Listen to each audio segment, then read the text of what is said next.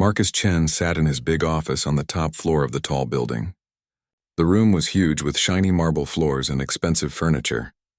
Big windows showed the city lights below. It was almost midnight, but Marcus was still working. He always worked late. Work was all he had left. The old man was 67 years old. His hair was gray and his face looked tired. He had more money than he could ever spend. People called him one of the richest men in the world, but money could not fix what was broken inside him.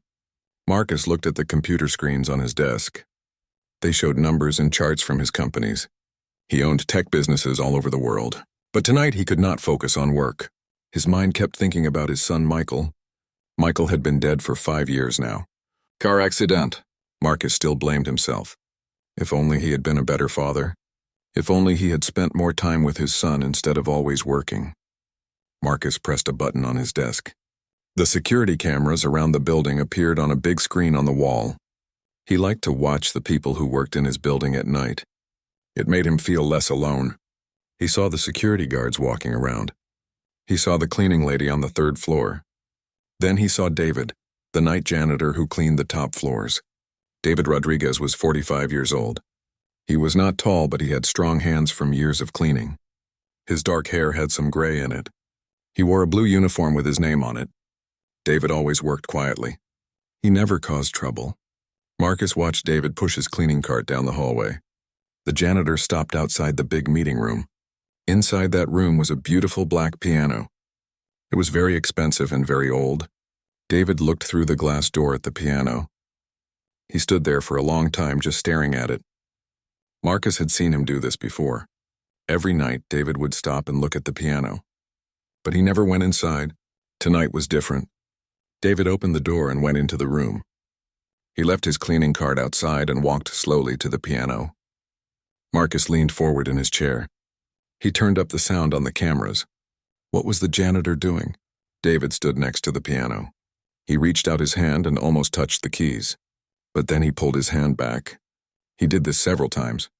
His hands were shaking a little. Marcus could see that David wanted to play the piano very badly. But something was stopping him.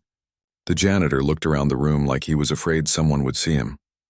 Then David sat down on the piano bench. He put his hands over the keys but did not touch them. He closed his eyes and took a deep breath. Marcus was very curious now. Why did a janitor care so much about a piano? Most of the people who worked in the building never even looked at the expensive things around them. David opened his eyes and put one finger on a key. He pressed it very softly. A beautiful sound came out. Then he pressed another key. And another. Marcus could not believe what he was hearing. The sounds were perfect. They were gentle and sad and beautiful. David was not just hitting keys randomly. He knew how to play. But after just a few notes, David stopped. He put his hands in his lap and looked down. His shoulders were shaking. Marcus realized the man was crying. David wiped his eyes with his sleeve. He stood up quickly and left the room. He got his cleaning cart and continued working like nothing had happened. Marcus sat back in his chair. He was confused and angry. Why was he angry? Maybe because the janitor had made him think about Michael again. Michael had played piano too, very well, better than most professional players. Marcus remembered how Michael used to beg him to come to his concerts. But Marcus was always too busy with work. He always said he would come to the next one. But there was always another meeting, another deal, another emergency. The last time Marcus saw Michael alive, they had a big fight. Michael wanted his father to come to his graduation concert. It was very important to him. But Marcus had to go to Japan for business. Michael was so angry. He said his father cared more about money than his own son. Michael was right. And now it was too late to fix it. Marcus looked at the camera screen again. David was cleaning another office now. He looked normal, like nothing had happened. But Marcus could not forget what he had seen and heard. An idea came to Marcus. It was not a nice idea. It was mean and cruel. But Marcus was feeling angry and sad, and he wanted someone else to feel bad too. He picked up the phone and called security. "Send the janitor who cleans this floor to my office right now," he said. "Which janitor, sir?" the guard asked. "The Mexican one. David something." "David Rodriguez, yes, sir." "I will send him up." Marcus hung up the phone and waited. He had an evil smile on his face. He was going to have some fun with this janitor who thought he could play piano. A few minutes later, there was a knock on the door. "Come in," Marcus said. David opened the door slowly. He looked scared. People like him never got called to the boss's office for good reasons. "You wanted to see me, sir?" David asked. His voice was quiet and respectful. "Yes, come in." Close the door. David did what he was told. He stood near the door like he was ready to run away. Marcus looked at him with cold eyes. "I saw you in the piano room tonight." David's face went white. "I am sorry, sir." "I did not touch anything. I was just cleaning." "Don't lie to me," Marcus said. "I saw you sit at the piano. I heard you play." David looked at the floor. "I am very sorry. It will not happen again." Marcus stood up and walked around his desk. He was enjoying watching the janitor squirm. "So you think you can play piano?" Marcus asked with a mean laugh. "No, sir, I used to." It was a mistake. Marcus walked to a small piano in the corner of his office. It was not as nice as the one in the meeting room, but it was still very expensive. "Show me," Marcus said. "Sir?" "Play something, anything. Let me hear how good you think you are." David shook his head. "I cannot, sir. I am just a janitor." Marcus laughed again.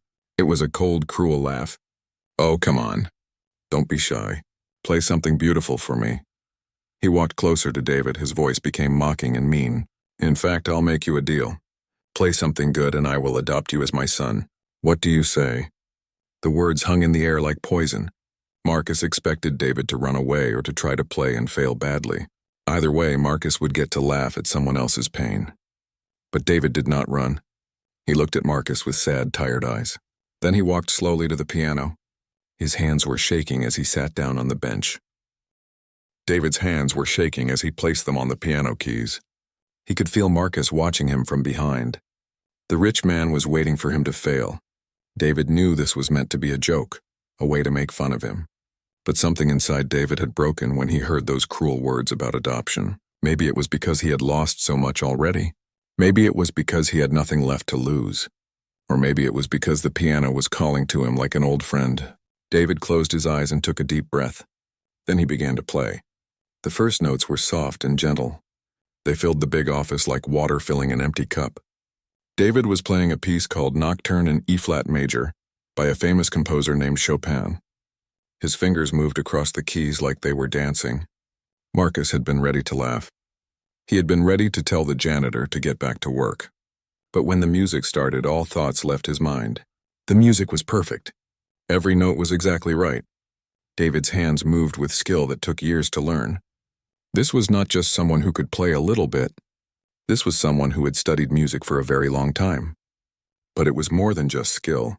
The music was full of feelings. David was putting his heart into every note. The sounds were sad and beautiful and deep. They told a story without using any words. Marcus felt something strange happening in his chest. His heart was beating faster. The music was making him remember things he had tried to forget. He remembered Michael sitting at their piano at home when he was 12 years old. Michael had played this same song for Marcus on his birthday. Marcus had been reading emails on his phone and had barely listened. Now he wished he could go back to that moment and really hear his son play. The music continued to flow from David's fingers. It got louder and more intense. Then it became soft again like a whisper. David was completely lost in the music. He had forgotten where he was.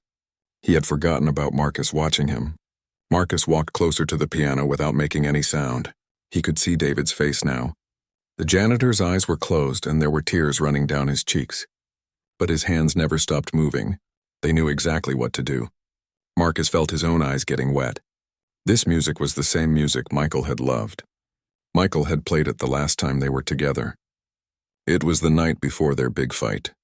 Marcus had come home late from work and Michael was practicing in the living room. "Dad, listen to this," Michael had said. "I've been working on it for months." But Marcus was tired and stressed about a business deal. "Not now, son. I have calls to make." Michael's face had fallen. "You always have calls to make." "We'll listen tomorrow," Marcus had promised. But tomorrow never came. The next day, they had the fight about the graduation concert. Michael left the house angry and Marcus never saw him alive again.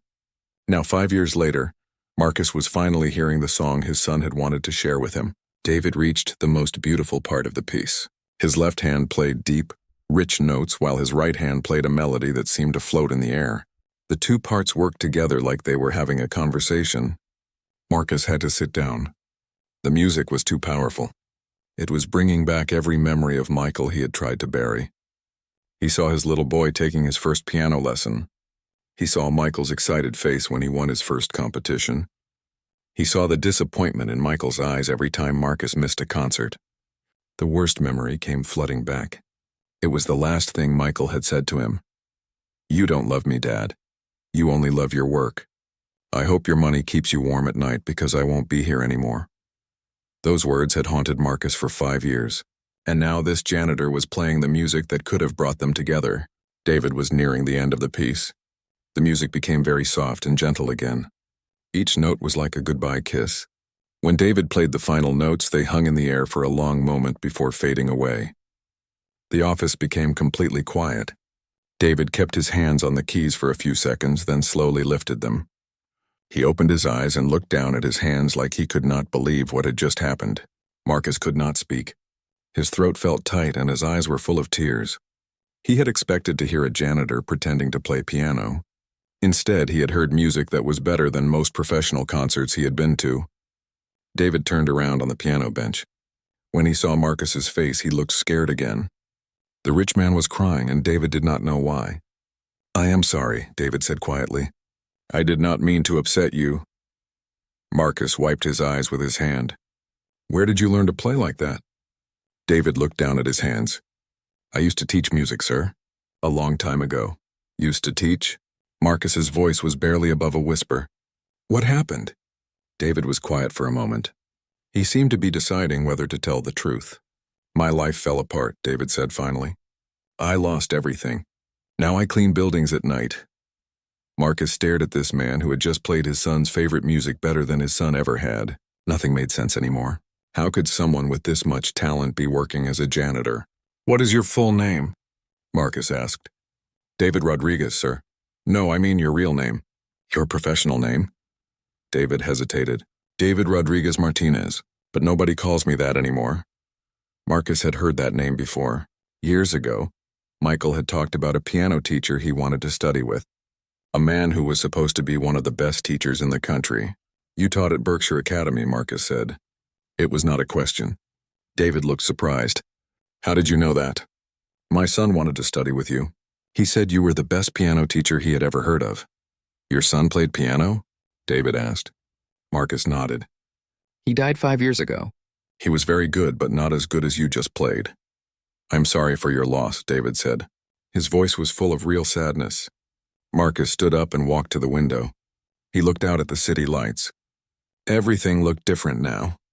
The world had just changed, and he did not know why. "Play it again," Marcus said without turning around. "Sir? The song you just played." "Play it again." David turned back to the piano. This time his hands did not shake. He began to play the same beautiful piece again. Marcus closed his eyes and listened to every note. For the first time in 5 years, he felt close to his son again. The music was building a bridge between the past and the present, between a father and his lost child. When David finished playing the second time, Marcus knew that everything in his life was about to change. He just did not know how yet. The janitor who had walked into his office was not really a janitor at all. He was something much more important. He was the man who could bring music back into Marcus's empty life. "Who are you really?" Marcus asked, turning around to face David. David looked at him with tired, sad eyes. "I used to be somebody important. Now I am nobody at all." But Marcus knew that was not true. The man sitting at his piano was definitely somebody. The question was, what was Marcus going to do about it? Marcus walked back to his desk and sat down heavily in his chair. The music was still playing in his head. He looked at David, who was sitting quietly at the piano with his hands in his lap. "Tell me what happened to you," Marcus said. His voice was not cruel anymore. It was sad and tired. David shook his head. "You do not want to hear my story, sir. It is not a happy one." "I want to hear it," Marcus said. "Please." David was quiet for a long time. He stared at the piano keys like they held secrets he did not want to share. "I was married," David said finally. "Her name was Carmen. She was a lawyer. Very smart, very beautiful. We had a nice house in the hills. I taught piano at Berkshire Academy. We were happy, or at least I thought we were. Marcus did not say anything. He just waited for David to continue. I taught children of rich families, David went on. Some of them were very talented. Some just wanted to learn for fun. I loved teaching them all. Music was my life. I got up every morning excited to go to work. David's voice became quieter. Carmen and I tried to have children, but we could not. The doctor said it was nobody's fault.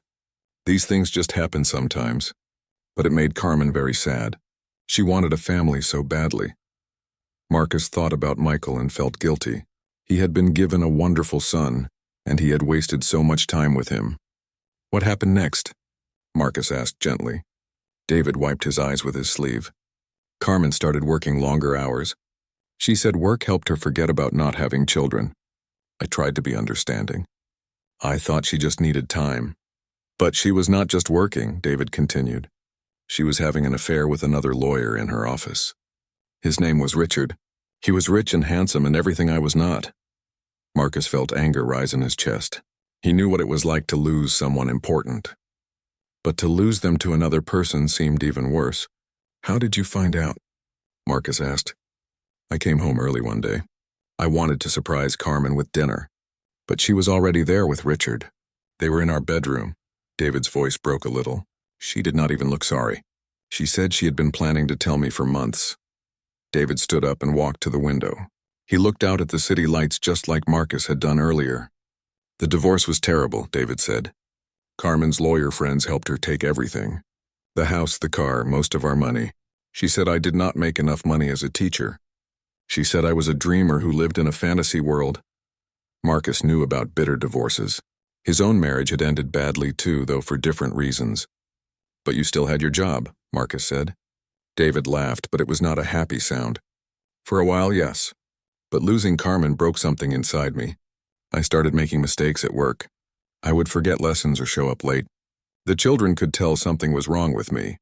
What kind of mistakes? Marcus asked. I would start crying in the middle of lessons. Or I would get angry for no reason.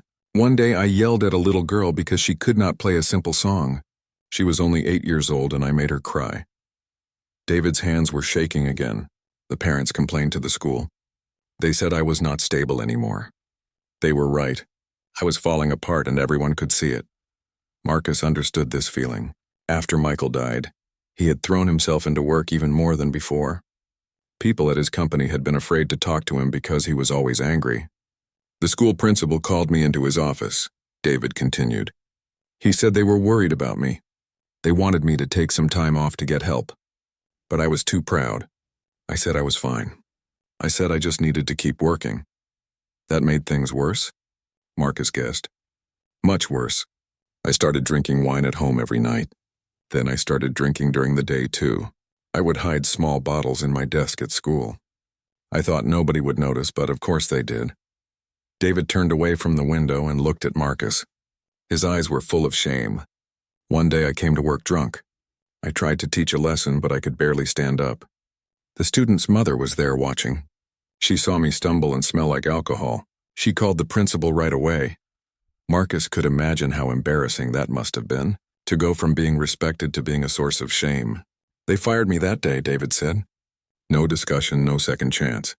They said I was a danger to the children. They were probably right. What did you do then? Marcus asked. I tried to find another teaching job, but word spreads fast in the music world. Everyone knew what had happened at Berkshire Academy. No school would hire me.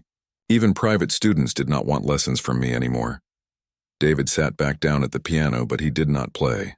He just touched the keys softly. I ran out of money very quickly. Carmen was not paying me any support money from the divorce. She said I needed to learn to take care of myself. I had to sell my piano to pay rent on a small apartment. Marcus tried to imagine selling something so important. It would be like selling his memories of Michael. Selling my piano was the worst day of my life, David said. It was a beautiful instrument that my grandmother had given me when I was young. But I needed the money to survive. How did you end up working here? Marcus asked. I tried many different jobs. I worked in restaurants, in stores, in warehouses, but I was not good at any of them. I was too sad and too broken. I would get fired after a few weeks.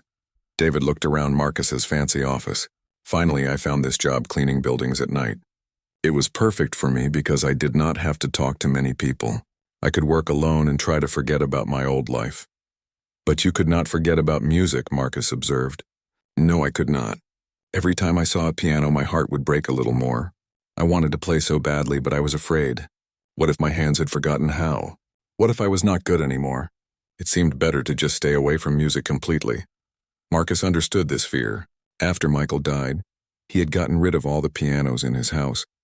He could not bear to hear music anymore because it reminded him of his son. But tonight you played beautifully, Marcus said. Tonight I could not help myself, David replied. I have been walking past that piano in your meeting room for 2 years. Every night I would stop and look at it. It was calling to me. Why tonight? Marcus asked. David was quiet for a moment. Today was the anniversary of the day I lost my job at Berkshire Academy. 3 years ago today. I was feeling very sad and very alone. When you called me up here and made that joke about adopting me, something inside me just broke open. Marcus felt terrible about his cruel words. He had meant to hurt David, but he had not known how much pain the man was already carrying. I am sorry I said that, Marcus said. I was being mean and stupid. It is okay, David said. You did not know my story. But when you said those words, I thought about how much I have lost. My wife, my job, my home, my piano, my whole life. I had nothing left to lose by playing for you. Marcus looked at this broken man who had just played the most beautiful music he had ever heard. David had lost everything, just like Marcus had lost Michael. But somehow David still had music inside him. Somehow he could still create beauty even after all his pain. You said you used to be somebody important, Marcus said. But you are wrong. You still are somebody important. What you just played was more beautiful than anything I have heard in years. David shook his head. I am just a janitor now. Nobody cares about a janitor who used to play piano. But Marcus cared. For the first time in 5 years, he cared about something other than work and money. This man had brought music back into his life. This man had made him feel close to Michael again. Marcus did not know what he was going to do about it yet. But he knew that David Rodriguez Martinez was not going to be a janitor much longer. Not if Marcus could help it. Marcus sat in silence for several minutes after David finished telling his story. The office felt different now. It was not just a place of business anymore. It had become a place where 2 broken men had shared their deepest pain. David stood up from the piano bench. I should get back to work, sir. I still have 3 more floors to clean tonight. Wait, Marcus said quickly.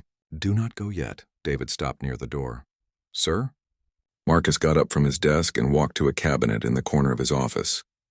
He opened it and took out a bottle of expensive whiskey and 2 glasses. He poured a small amount in each glass and handed one to David. I do not drink anymore, David said, looking at the glass with fear. This is not about drinking, Marcus said. This is about... I do not know what this is about. But please, just sit with me for a few more minutes. David took the glass but did not drink from it. He sat down in one of the comfortable chairs across from Marcus's desk.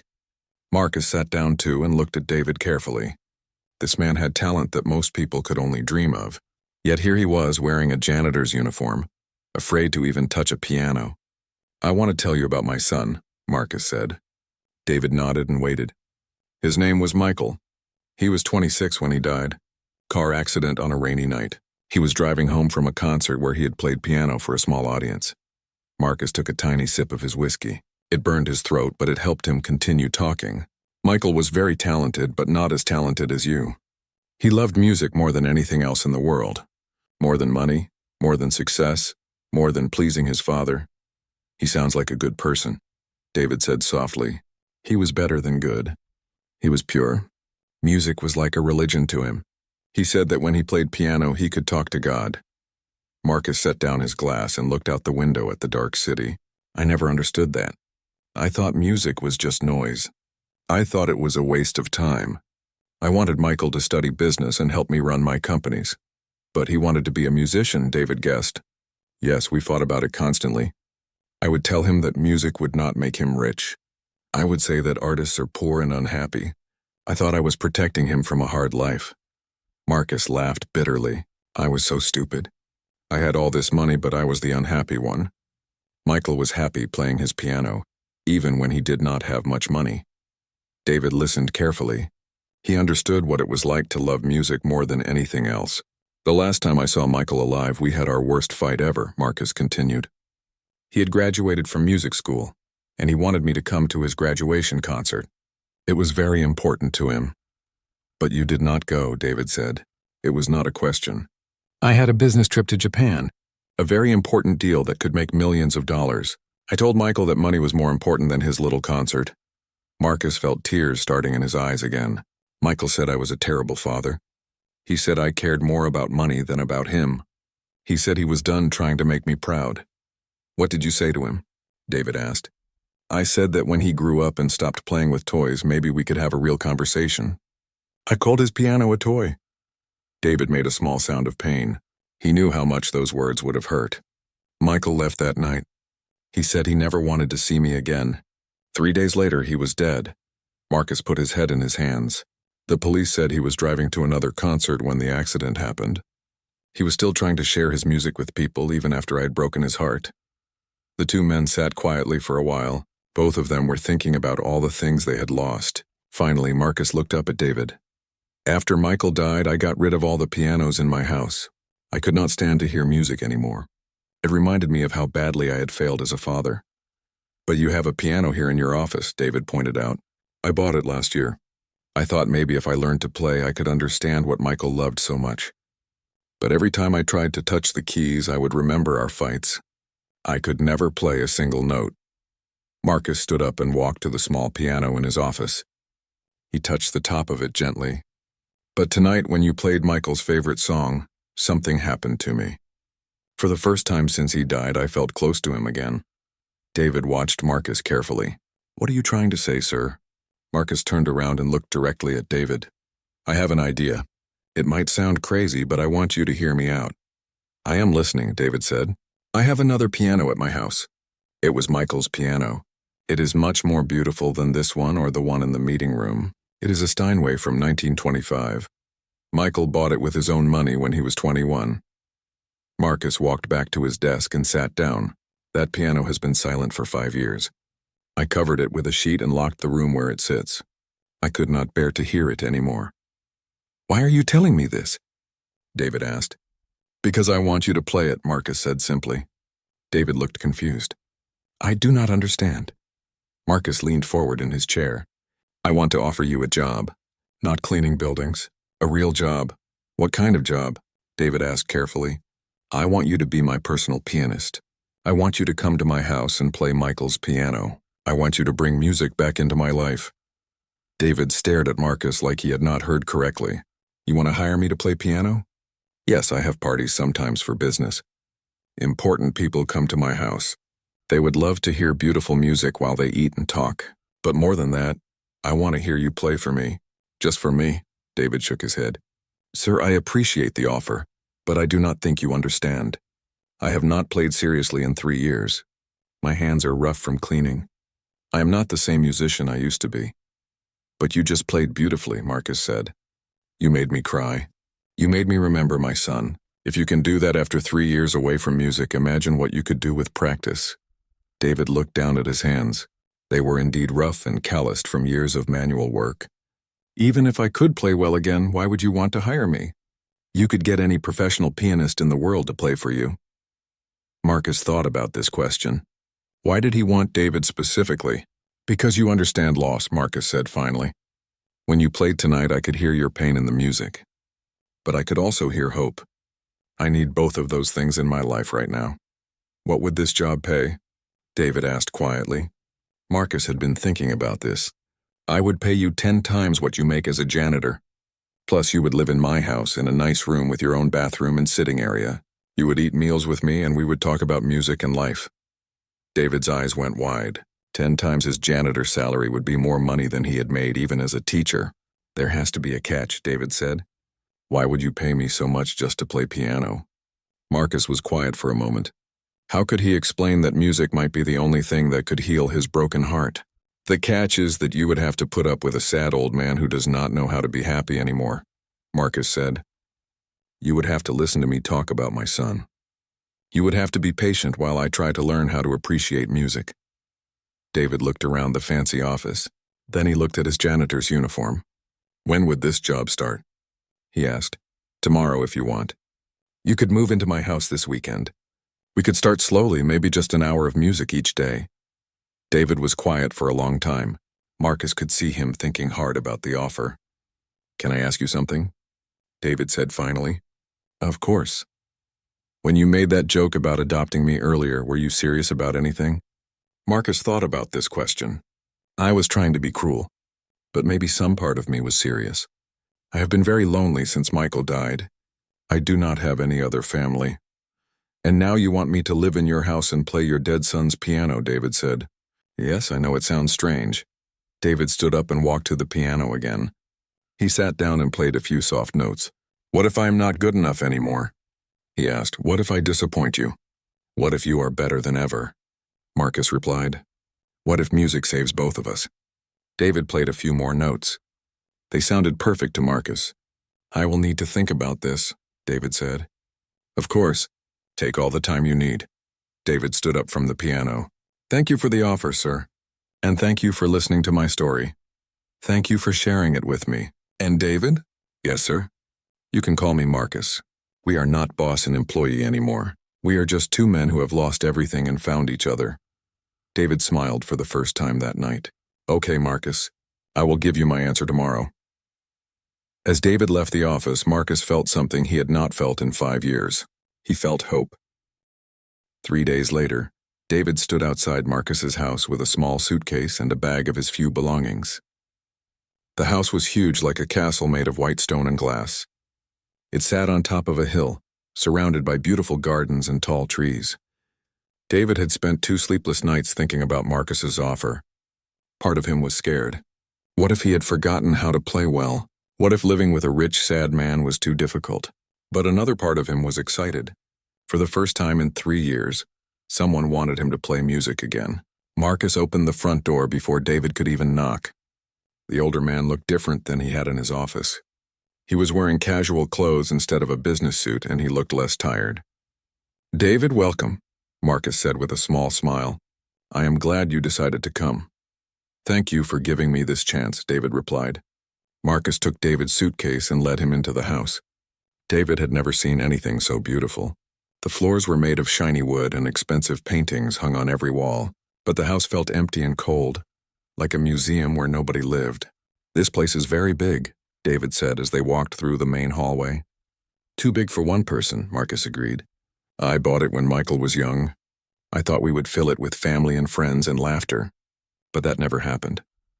They walked up a wide staircase to the second floor.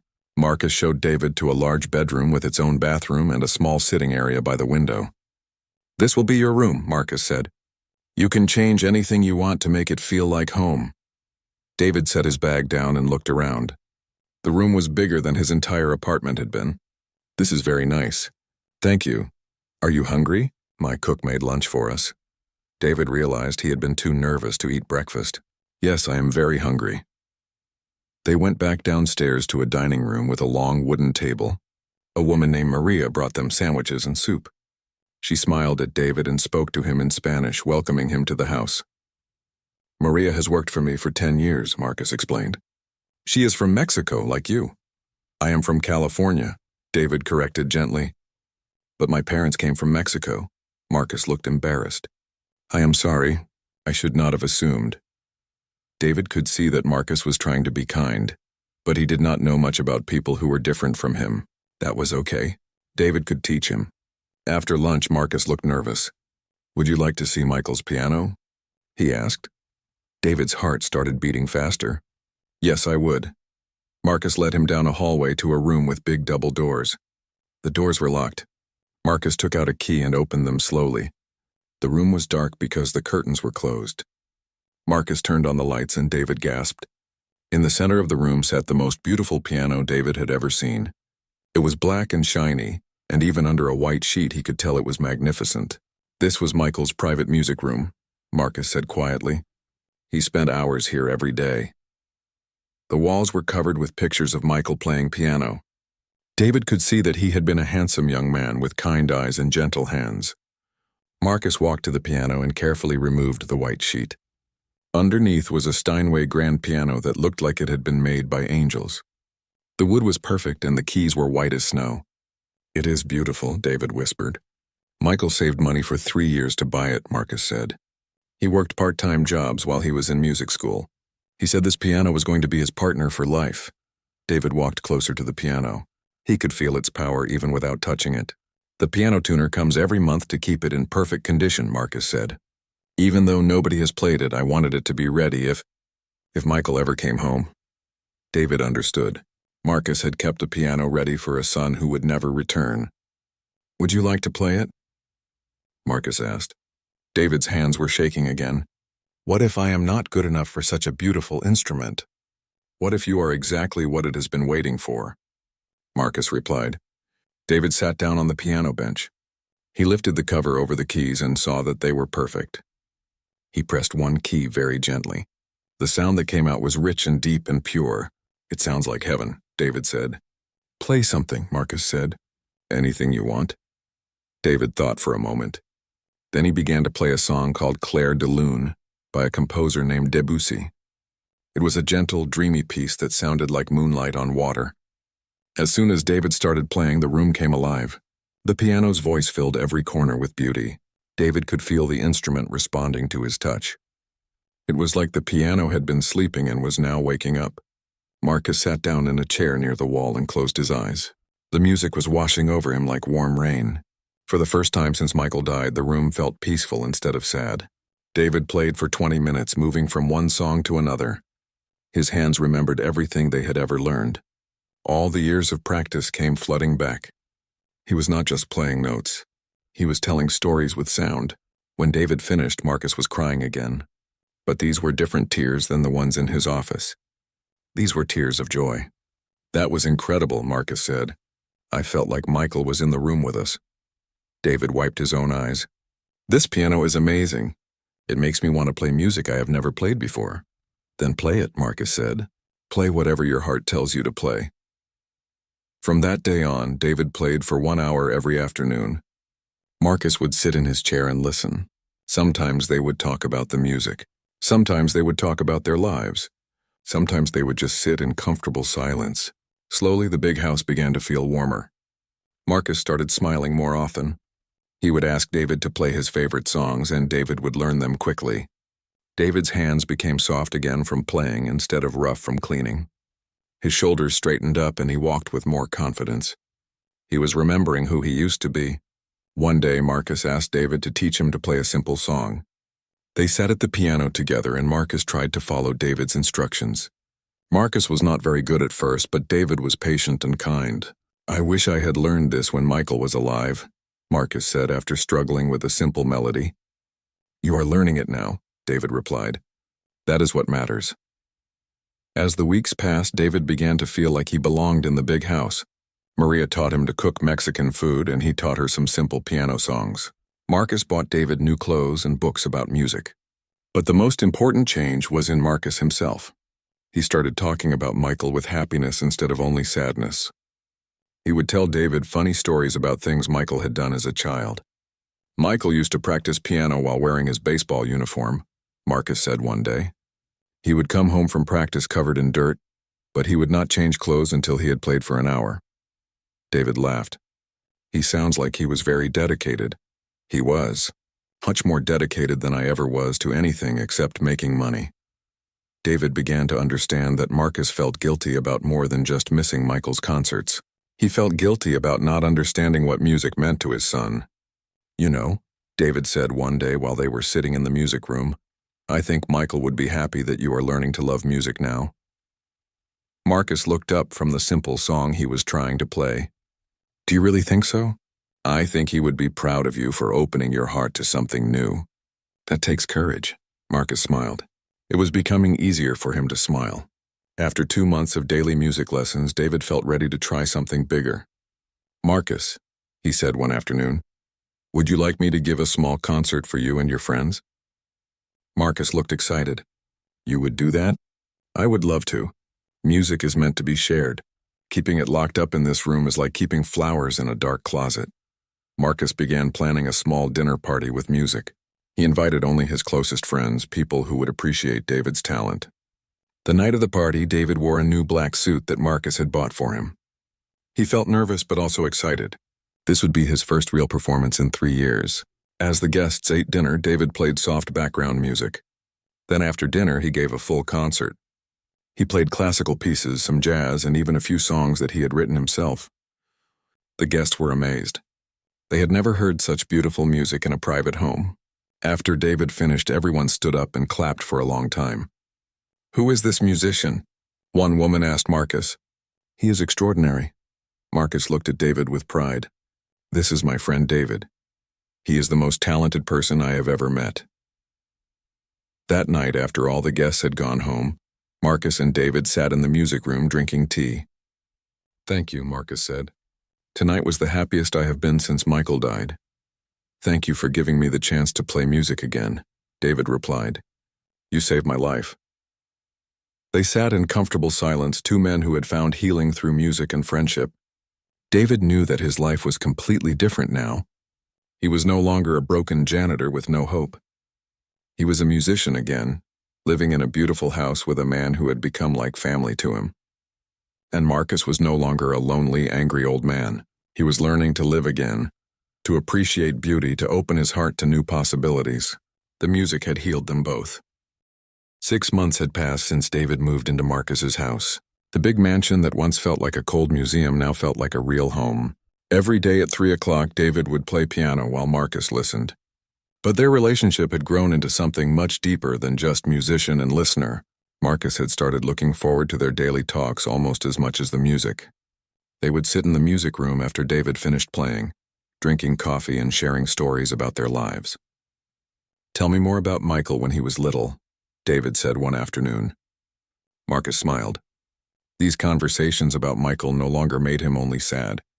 Now they also made him happy to remember.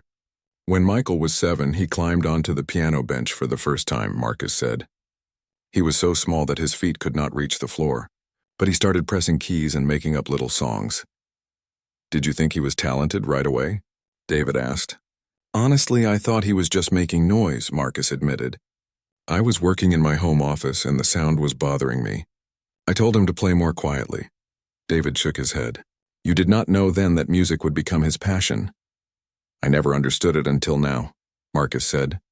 "Watching you play has taught me what Michael felt when he sat at a piano." David had been teaching Marcus simple songs for months now. Marcus was not very good, but he was getting better. More importantly, he was learning to feel the music instead of just hearing it. "Try that piece again," David said, moving over to make room on the piano bench. Marcus sat down and carefully played a simple version of Amazing Grace. His fingers were slow and sometimes hit wrong notes, but David could hear the emotion behind the playing. "Better," David said. "You are starting to play with your heart, not just your hands." "I wish I could have played this for Michael," Marcus said sadly.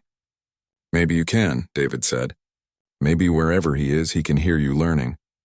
Marcus liked this idea. Sometimes, when he was practicing alone, he would talk to Michael out loud. He would tell his son about David and about how music was changing his life. As time went on, Marcus began to feel like David was the son he should have had. Not to replace Michael, but to fill the empty space that Michael's death had left behind. David felt the same way. Marcus was becoming like the father he had never really had.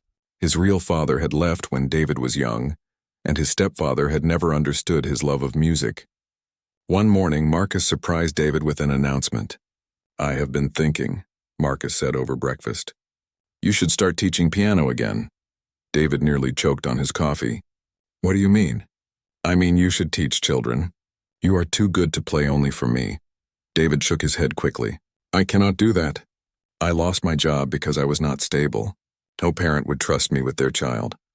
"That was 3 years ago," Marcus said. "You are a different person now. You are healthy and happy and more talented than ever." "But my reputation is ruined. Everyone in the music world knows what happened to me." Marcus smiled. "Not everyone. And besides, I have an idea." David waited for Marcus to explain. "My friend Robert has a daughter who is 8 years old. Her name is Sophie. She wants to learn piano, but she is very shy. Regular music schools make her nervous. What does this have to do with me?" David asked. "I told Robert about you. I played him a recording I made of you playing last week. He was amazed. He wants you to teach Sophie." David felt scared and excited at the same time. He had not taught a child in 3 years. What if he had forgotten how? What if he made mistakes again? I do not know, Marcus. Teaching children is very different from playing concerts for adults. I know you can do it, Marcus said. You have taught me, and I am much more difficult than any 8-year-old. David laughed despite his nervousness. That is true. Just try one lesson, Marcus suggested. If it does not go well, you never have to do it again. The next week, Robert brought Sophie to the house. She was a small girl with curly brown hair and big, scared eyes. She hid behind her father's leg when David introduced himself.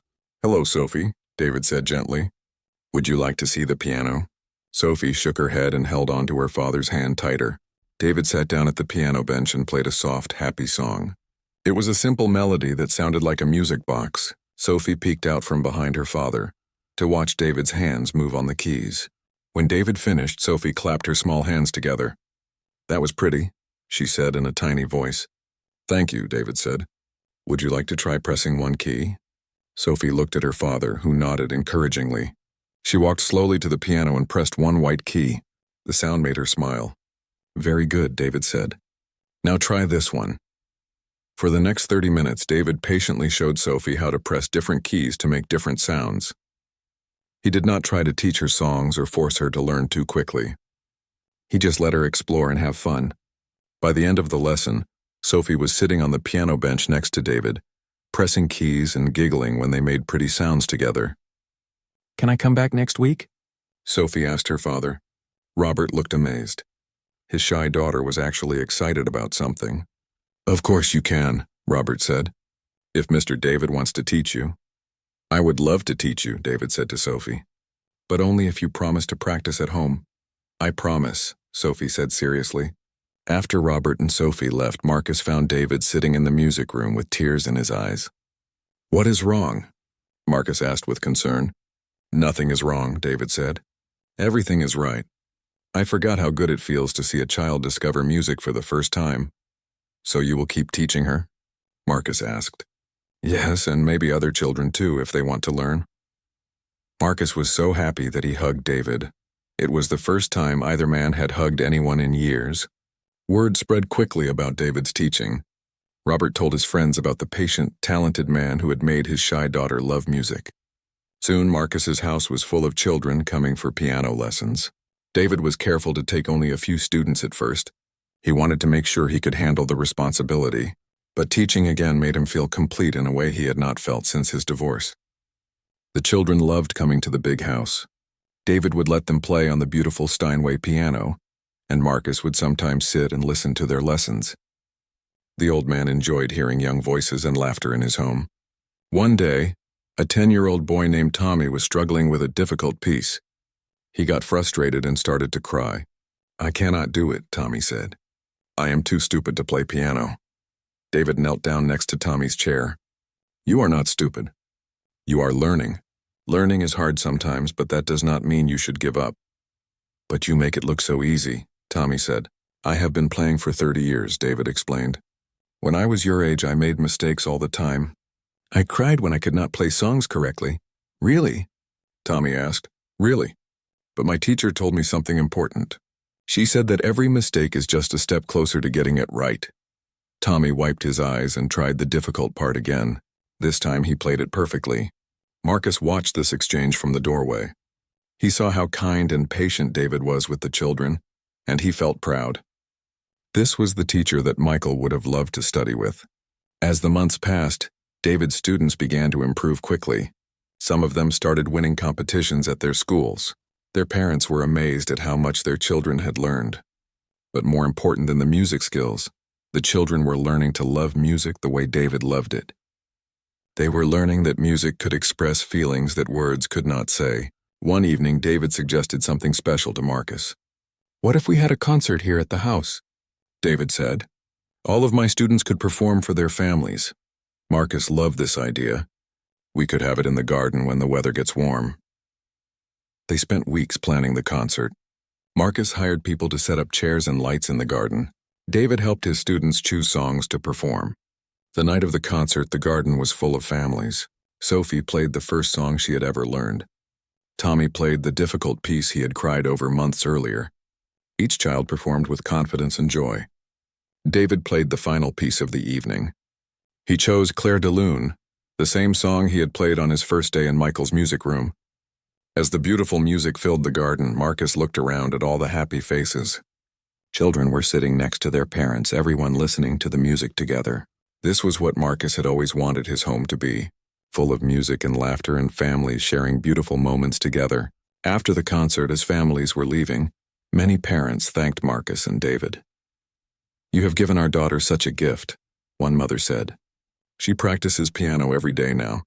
Music has become the most important thing in her life. Mr. David is the best teacher our son has ever had," a father said. "He makes learning fun instead of stressful." That night, Marcus and David sat in the music room feeling happy and tired. "Tonight felt like a dream," Marcus said. "A good dream," David agreed. "I keep thinking about what my life was like before you came here," Marcus said. "I was just existing, not really living." "I was the same way," David said. "Broken and lost and afraid of everything." 1 year after David moved into Marcus's house, everything seemed perfect. David was teaching 12 children, and they were all improving quickly. Marcus had learned to play several simple songs, and he practiced every morning before breakfast. The big house was full of music and laughter almost every day. But not everyone was happy about the changes in Marcus's life. William Chen, Marcus's younger brother, had been watching everything with growing worry. William worked for Marcus's company and had always expected to inherit most of Marcus's money when his older brother died. William lived in a smaller house across town with his wife Sarah, who also worked for Marcus's business. They had always been polite to Marcus, but they did not really love him. They were more interested in his money than in his happiness. When William heard that Marcus was living with a former janitor and letting him teach children in the house, he became very concerned. "This is ridiculous," William said to Sarah one evening. "Marcus is acting like this David person is his son. Maybe he is just lonely," Sarah said. "Michael's death was very hard on him. It has been 5 years since Michael died. Marcus needs to move on with his life. But he is not moving on. He is getting stranger." William had noticed other changes in his brother too. Marcus was spending less time at the office. He was asking fewer questions about business deals. He seemed more interested in David's piano students than in making money. What if Marcus decides to leave everything to this David in his will? William asked Sarah. Sarah had been thinking the same thing. "We need to do something before it is too late." "But what can we do? Marcus seems happy for the first time in years." "Happy or not, he is being fooled," Sarah said. "Think about it.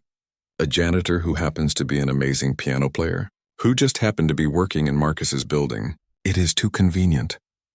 William had not thought about this before, but Sarah was right. It did seem like a strange coincidence. "You think David planned all of this?" William asked. "I think David researched Marcus before he took that janitor job. I think he learned about Michael and about how much Marcus loved piano music. Then he waited for the right moment to trick Marcus into feeling sorry for him."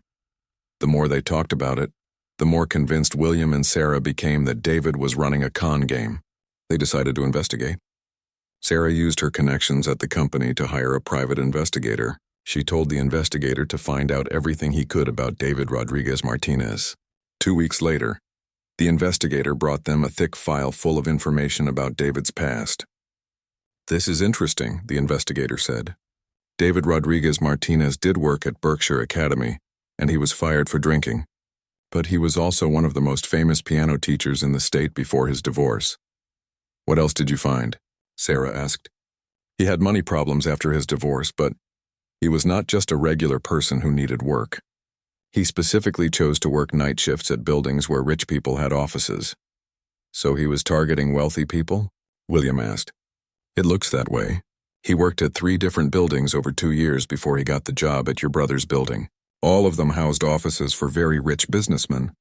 Sarah felt excited. This was the proof they needed. "Did any of those other rich men hire him as a musician?" she asked.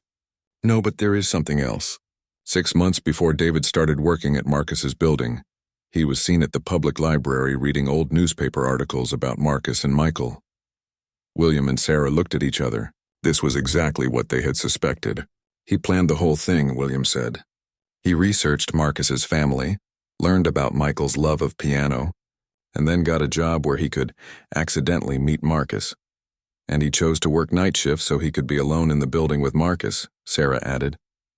The investigator nodded. It looks like a very sophisticated con game. David probably hoped that Marcus would feel sorry for him and give him money. But he probably never expected Marcus to invite him to live in the house. Sarah and William spent several days planning how to tell Marcus about their discoveries. They knew he would not want to believe them. Marcus had grown very attached to David. Finally, they decided to have an intervention. They invited Marcus to dinner at William's house and asked him to come alone. "Where is David tonight?" William asked when Marcus arrived. "He is teaching piano lessons at the house," Marcus said. 3 of his students are performing in a competition next week, so they needed extra practice time. William and Sarah exchanged a look. Even now, Marcus was talking about David like a proud father. During dinner, they made small talk about business and family. But after the meal, William became serious. "Marcus, we need to talk to you about something important," he said. "What is it?" Marcus asked. Sarah brought out the investigator's file and placed it on the table in front of Marcus. "We hired someone to investigate David's background," she said. Marcus looked shocked. "You did what?" "Why would you do that?" "Because we are worried about you," William said. "We think David is taking advantage of you." "That is ridiculous," Marcus said angrily. "David is the best thing that has happened to me in years." "Look at this evidence," Sarah said, opening the file. "David was researching you and Michael months before he ever met you. He planned this whole thing." Marcus looked at the papers in the file. There were copies of library records showing that David had indeed looked up articles about the Chen family. There were employment records showing that David had worked at buildings with other wealthy tenants. "This does not prove anything," Marcus said, but his voice was less certain than before. "Marcus, think about it logically," William said. "What are the chances that a world-class piano teacher just happened to be working as a janitor in your building? What are the chances that he just happened to play Michael's favorite song?" Marcus stared at the papers. Some of the evidence was hard to explain away. "Maybe David did research me," Marcus said slowly. "But that does not mean he is a bad person. Maybe he just wanted to understand me better. Or maybe he wanted to know how much money you have and how to get his hands on it," Sarah said. "David has never asked me for money," Marcus protested. "He does not need to ask," William said. "You have already given him a house to live in, expensive clothes, and a job that pays more than most people make in a year." Marcus felt confused and hurt. He had been so happy for the past year. Was it all based on lies? "Even if David did research me, that does not change the fact that he is talented and kind," Marcus said. "Is he kind, or is he just good at pretending to be kind?" Sarah asked. "How do you know anything he has told you is true?" This question hit Marcus hard. How did he know? He had taken David's word for everything about his past, his divorce, his lost career. "I know David," Marcus said weakly. "I live with him every day. I see who he really is." "You see who he wants you to think he is," William corrected. "Marcus, we love you and we do not want to see you get hurt. But you need to open your eyes to what is really happening." Sarah leaned forward. "David is not your son. He is not Michael. He is a stranger who has manipulated your grief to get close to your money." "That is enough," Marcus said, standing up quickly. "I do not want to hear any more of this." "Marcus, please," William said. "Just ask yourself one question. If David really cares about you, why has he never told you that he researched your family before he met you?" This question followed Marcus home. As he drove through the dark streets, he could not stop thinking about it. Why had David never mentioned looking up articles about the Chen family? When Marcus arrived home, he found David in the music room with 3 of his students. They were practicing for their competition, and everyone was laughing and having fun. David looked up when Marcus walked in. "How was dinner with William?" he asked with a smile. "Fine," Marcus said, but his voice sounded strange. David noticed that something was wrong. "Are you feeling okay?" "I'm just tired," Marcus lied. After the students left, David found Marcus sitting in his study staring at the wall. "Marcus, what is really wrong?" David asked with concern. "You have been acting strange since you came home." Marcus looked at David and saw the face of someone he had come to love like a son. But now he also saw a stranger who might have been lying to him for a year. "David," Marcus said slowly, "is there anything about your past that you have not told me?" David looked confused. "What do you mean?" I mean, did you know who I was before you took the janitor job at my building? David's face went white. He sat down heavily in a chair across from Marcus. How did you find out? David asked quietly. Marcus felt his heart breaking. So it was true.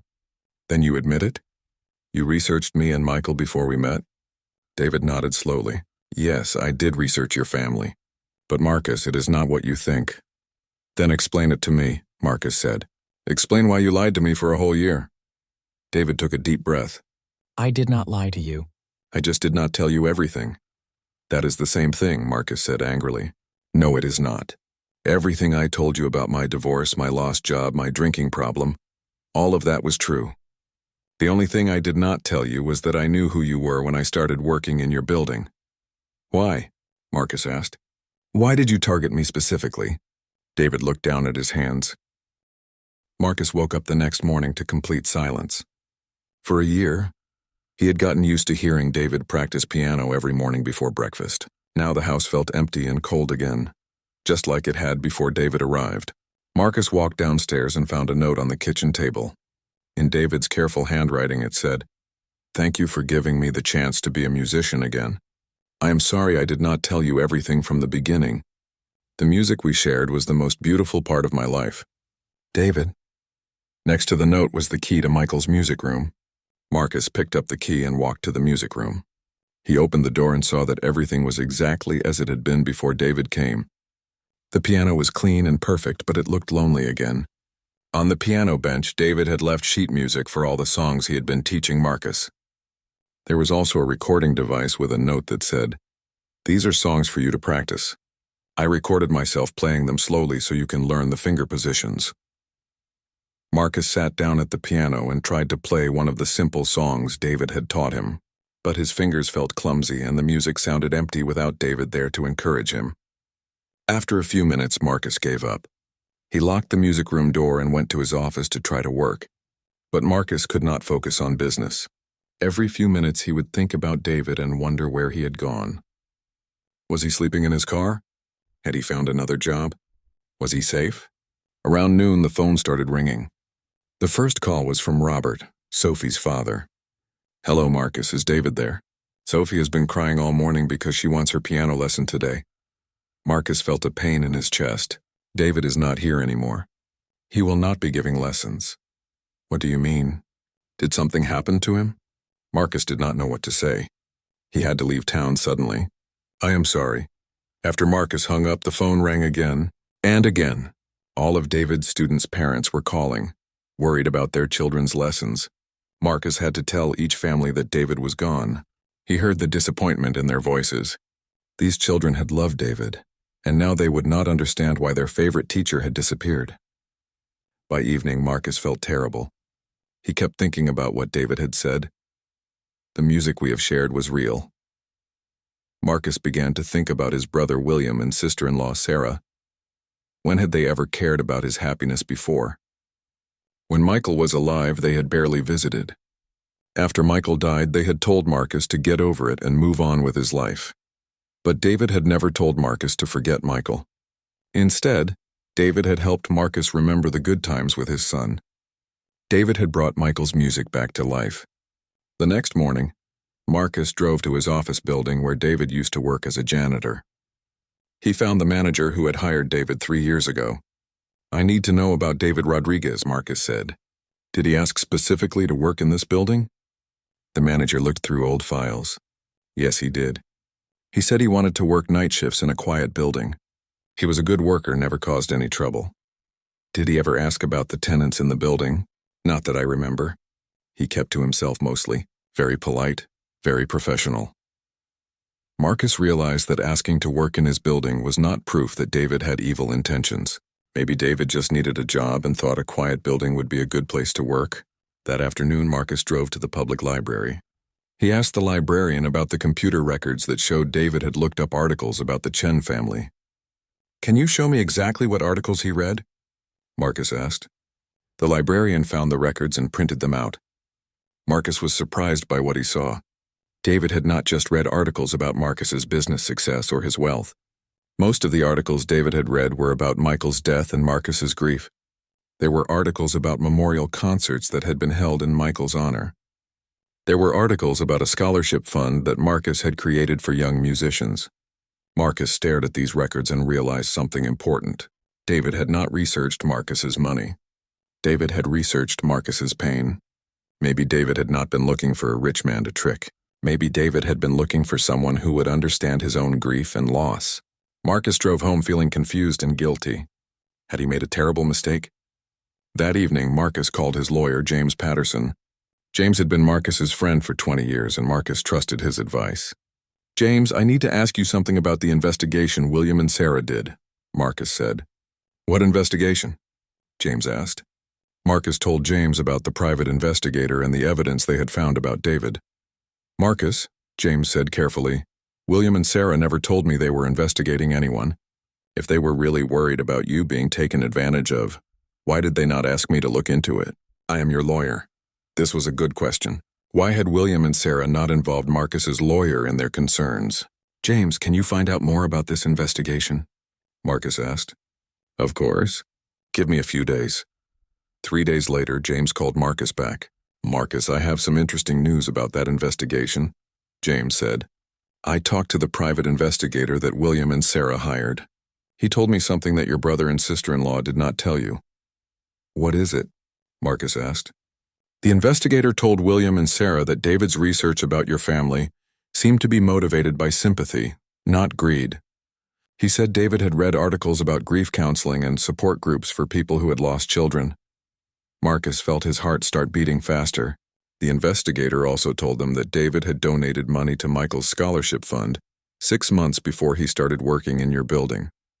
Not a lot of money because David was poor, but he gave what he could. Marcus could not believe what he was hearing. "David donated to Michael's scholarship fund?" "Yes." The investigator said this suggested that David genuinely cared about your family's tragedy, not just your money. But William and Sarah told the investigator not to include that information in his report to you. Marcus felt angry and betrayed. His own brother and sister-in-law had hidden evidence that David was a good person. "Why would they do that?" Marcus asked. "I think you know why," James said gently. "William has always expected to inherit your estate. Having David in your life threatens that expectation." Marcus hung up the phone and sat in silence for a long time. David had donated money to honor Michael even when David was poor and struggling. David had read articles about grief because he wanted to understand what Marcus was going through. David had not been planning to trick Marcus. David had been hoping to find someone who would understand his pain. Marcus realized that William and Sarah had manipulated him. They had used his love for Michael and his fear of being betrayed to drive away the best thing that had happened to him since Michael died. But the worst part was that Marcus had let them do it. He had been so quick to believe that David was lying because he was afraid of being hurt again. Marcus spent the next week trying to find David. He called every hotel and apartment building in the city. He drove through the neighborhoods where David might be staying. But David had disappeared completely. Finally, Marcus hired his own private investigator to find David. The investigator found David 2 weeks later, working as a night janitor at a small office building across town. The investigator told Marcus that David was living in a tiny apartment and looked very sad. He was not teaching piano anymore, and he had not touched a piano since he left Marcus's house. Marcus knew he had to see David and apologize, but he also knew that words alone would not be enough. He needed to do something that would prove how much David meant to him. Marcus spent several days with his lawyer, making important changes to his will and his legal documents. Then he drove to the building where David was working. It was almost midnight when Marcus found David in an empty office emptying trash cans. David looked thin and tired. When he saw Marcus, he stopped working and stared. "Marcus, what are you doing here?" "I came to apologize," Marcus said, "and to ask you to come home." David shook his head. "I cannot come back. You do not trust me anymore. You are right, I did not trust you. But I was wrong. I know the truth now about why you researched my family. I know about the money you donated to Michael's scholarship fund." David looked surprised. "How did you find out about that?"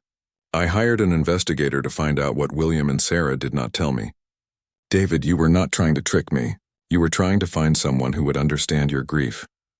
David sat down in one of the office chairs. "Yes, that is true. When I read about Michael's death, I felt like I understood what you were going through. I thought maybe we could help each other heal. And we did help each other, Marcus said. I was happier this past year than I had been since Michael died.